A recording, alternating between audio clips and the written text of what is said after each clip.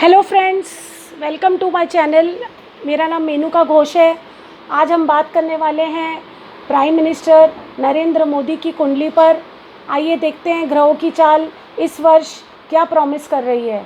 दोस्तों, ये जो कुंडली है ये सोशल मीडिया पे अवेलेबल है और यही कुंडली इनके ऊपर बहुत सटीक बैठती भी है दोस्तों।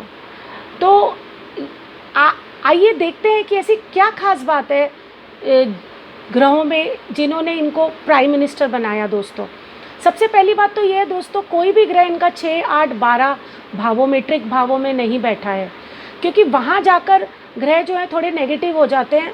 पर यहाँ पे इनके सारे ही अच्छे बुरे ग्रह केंद्र में, त्रिकोण में और लाभ स्थान में बैठे हैं।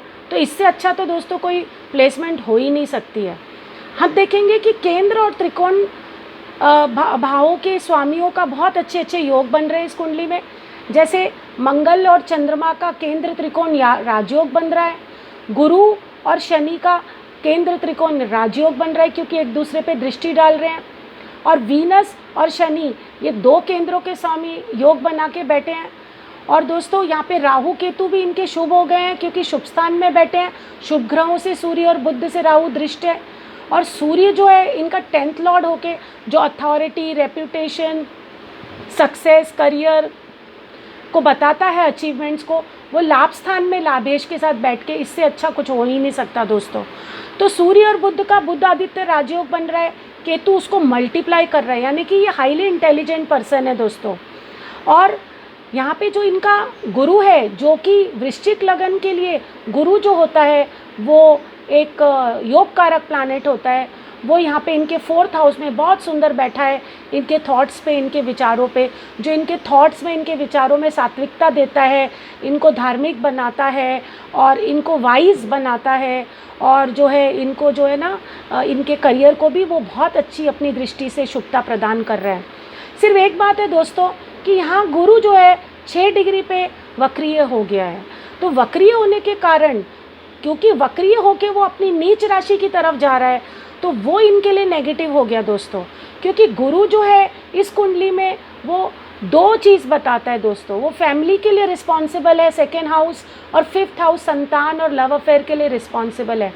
तो दोस्तों, गुरु इन चीज़ों को लेके वक्रीय हो गया, मतलब वो देते देते उनको इन चीज़ों का सुख देते देते पलट गया, यानी कि फैमिली, संतान और रिलेशनशिप्स देते देते वो रिटर्न हो गया दोस्तों। इसीलिए हमने देखा है कि इनकी लाइफ में इनकी मैरिज हुई पर इन्होंने खुद ही बैकआउट कर दिया, और यही गुरु यहाँ दिखा रहा है दोस्तों। जब हम वीनस की बात करेंगे, जो कि एक पुरुष की कुंडली में वाइफ होती है, और यहाँ पे 7th लॉर्ड है कि वो रिलेशनशिप का कारक है, वो वाइफ का कारक है, वो मैरिज का कारक है। तो यहाँ वीनस जो है बहुत अच्छा बैठा हुआ है दोस्तों, और गुरु से भी दृष्ट है 5th हाउस से, जो कि लव अफेयर, रिलेशनशिप दिखाता है। तो दोस्तों, वो तो इनकी लाइफ में इनकी पॉसिबिलिटी है, लेकिन क्योंकि इन्होंने शादी ऑफिशियली नहीं की या शादी का सुख नहीं भोगा, उसका रीज़न ये है दोस्तों कि स्ट्रांगली मंगल इनके 7th हाउस को देखता है, शनि 10वीं दृष्टि से 7th हाउस को देखता है, केतु 9वीं दृष्टि से 7th हाउस को देखता है। तो 3 नेगेटिव ग्रह जो ये 7th हाउस को जो है ना इनको शादी से कटवा रहे हैं दोस्तों। तो ये इनका खुद का ही डिसीजन है, क्योंकि ये जो है वृश्चिक लगन, वृश्चिक राशि, और मंगल वृश्चिक राशि में इनको जो है एक स्ट्रॉन्ग आर्मी मैन जैसी पर्सनालिटी बनाता है। इनके जो थॉट हैं, विचार हैं, वो एक सेनापति के समान है कि बस युद्ध करो, बस अपने लक्ष्य की तरफ आगे बढ़ो और पीछे मुड़कर मत देखो, और अपने लक्ष्य को पाने के लिए जो है ना डिसिप्लिन रहो। ये इस तरीके की विचारधारा मंगल इनको यहाँ देता है दोस्तों। हालांकि इनका जो करियर का स्वामी है सूर्य, जो कि इनको नेम, फेम, रेप्यूटेशन, सक्सेस देता है, वो लाभ भाव में बैठा है, बहुत सुंदर बैठा है, अच्छी राशि में बैठा है और बुध के साथ बैठा है। तो वो यहाँ पे इनको जो है इन चीज़ों का गेन जरूर देता है। इसीलिए सूर्य की दशा इनकी बहुत अच्छी गई और उसी में इन्होंने बहुत राइज किया है दोस्तों। अब हम बात करेंगे बुध और शनि की दोस्तों। बुध जो है अष्टमेश है और एंटी होता है थोड़ा इस वृश्चिक राशि के लिए, और शनि भी। और ये जो है सूर्य के नज़दीक होने के कारण कंबस्ट हो गए दोस्तों कंबस्ट प्लैनेट ऐसा होता है जैसे आपकी आंखों में कोई टॉर्च दिखा दे तो क्या होगा कि आप हेल्पलेस हो जाओगे, वैसे ही शनि और बुध यहाँ हेल्पलेस हो गए। तो जो आयु के प्लैनेट्स हैं, शनि आयु का कारक है और बुध आयु का लॉर्ड है, ये यहाँ पे जो है वीक हो गए हैं दोस्तों, और ये इनके करियर के कारण हो गए हैं। पर मंगल इनको बचाता है, क्योंकि मंगल जो स्वराशि का इतना प्रबल है इनकी कुंडली में कि वो इनकी कुंडली में बहुत मतलब सबसे पॉजिटिव प्लैनेट यहाँ मुझे मंगल दिखाई दे रहा है दोस्तों। अब हम बात करते हैं कि इनका जो लगन है वो 1.5 डिग्री का है दोस्तों। आखिर ये प्राइम मिनिस्टर क्यों बने? ऐसी कुंडलियाँ तो और भी होंगी, लेकिन ये मोदी जी ही प्राइम मिनिस्टर क्यों बने? तो उसका रीज़न दोस्तों ये है कि लगन जो इनका 1.5 डिग्री का आया है, जो कि बहुत ज़्यादा हाई डिग्री नहीं है।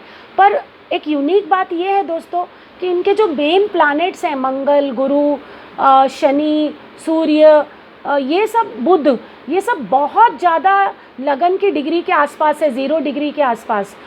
और शनि भी 29 डिग्री का है, जो कि डिग्री लगन की डिग्री के पास है। तो ये इनकी कुंडली में एक यूनिक बात हो गई है, जिसके कारण ये सारे प्लैनेट स्ट्रांगली इनको इन्फ्लुएंस करते हैं और इनको इतना मल्टी टैलेंटेड और वर्सेटाइल और एक सक्सेसफुल लाइफ देते हैं दोस्तों।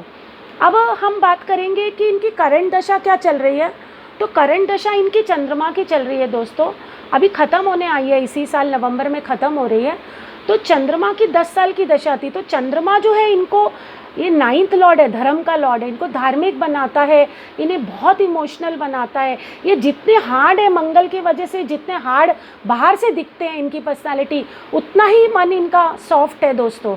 ऐसा ये चंद्रमा यहाँ बताता है नीच राशि में। हालांकि यह नीच भंग चंद्रमा का हो गया है, और चंद्रमा जो है इनको इमोशनल, सेंसिटिव बनाता है। और इनका जो नक्षत्र आता है, अनुराधा नक्षत्र, वो दिखाता है कि ये बहुत ही फ्रेंडली पर्सन है, बहुत ही लविंग पर्सन है। अब दोस्तों बात करते हैं हम इनके राहु केतु की। राहु केतु तो ठीक है, लेकिन राहु केतु ने यहाँ सूर्य को जरूर पीड़ित किया है। जो सूर्य के कारक तत्व हैं, जैसे कि पिता है, और जो हमारे बोन्स हैं, जो हमारा हार्ट है, क्योंकि यहाँ पे राहु 5th हाउस में हार्ट प्रॉब्लम दे सकता है। मंगल पे दृष्टि डाल रहा है लगन पे, जो बीपी का कारक है, और सूर्य जो हार्ट का कारक है। तो ये यहाँ हार्ट प्रॉब्लम का प्रॉमिस जरूर करता है दोस्तों। और अब इनकी जो करंटली दशा चल रही है वो चंद्रमा में सूर्य की चल रही है दोस्तों, जो कि अभी इनको बहुत अच्छा लाभ देगी दोस्तों, क्योंकि सूर्य इनके लिए एक अच्छा प्लैनेट है। और अप्रैल 6 को जब गुरु यहाँ आ जाएगा, बिल्कुल जहाँ इनकी कुंडली में वही गुरु आएगा अप्रैल 6 को दोस्तों।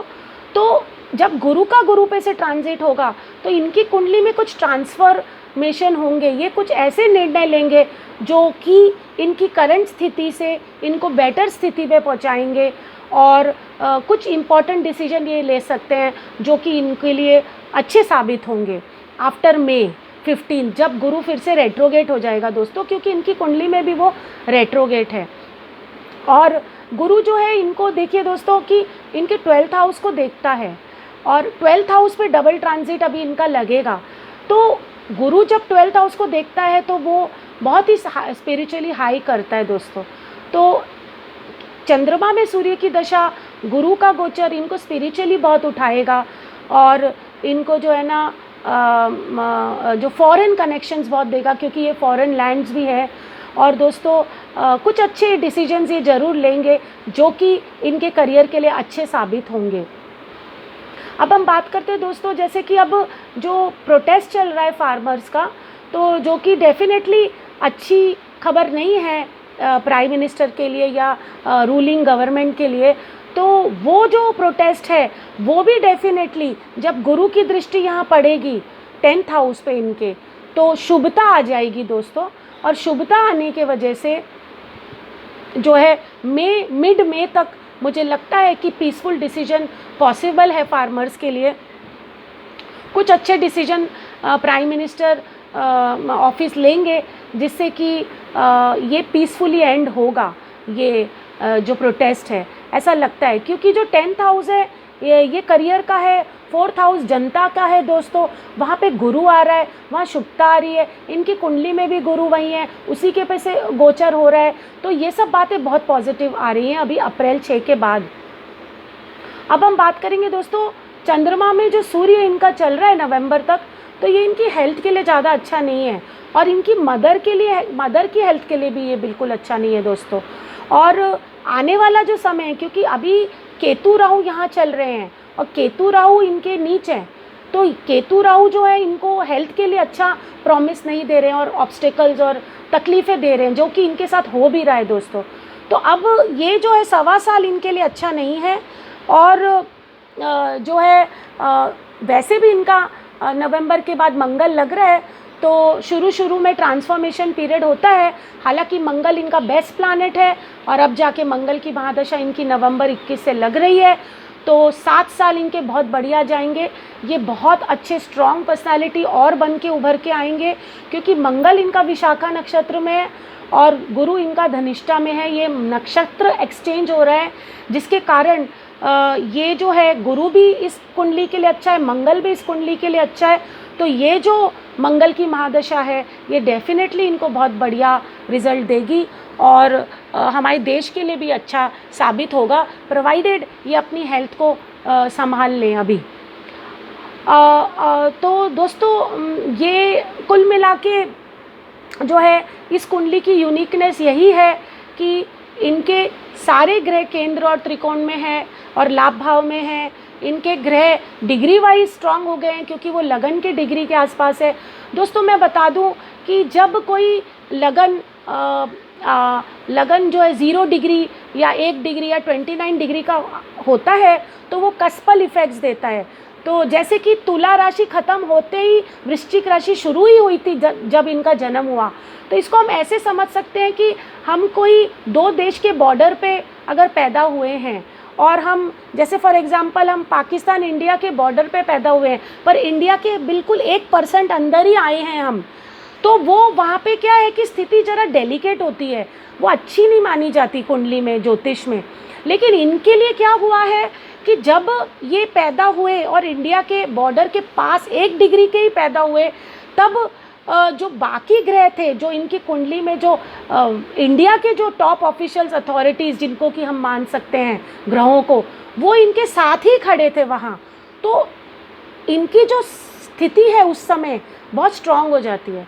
मेरा कहने का मतलब है कि जब लगन की डिग्री के आसपास इतने सारे इंपॉर्टेंट ग्रह इनके हैं, तो वो इनकी कुंडली को यूनिक बना रहे हैं और इनको जो है एक प्राइम मिनिस्टर लेवल तक उन्होंने पहुंचाया है। तो आशा करती हूँ दोस्तों ये चार्ट आपको पसंद आया होगा और मोदी जी को दिल से शुभकामनाएं देती हूँ, उनके अच्छे स्वास्थ्य की कामना करती हूँ और मैं चाहती हूँ कि वो हमारे देश के लिए कुछ अच्छे निर्णय, अच्छे डिसीजन ले इस गुरु के इन्फ्लुएंस में आकर, जिससे कि जनता खुश रहे, फार्मर्स खुश रहे और हमारा देश आगे बढ़े। धन्यवाद।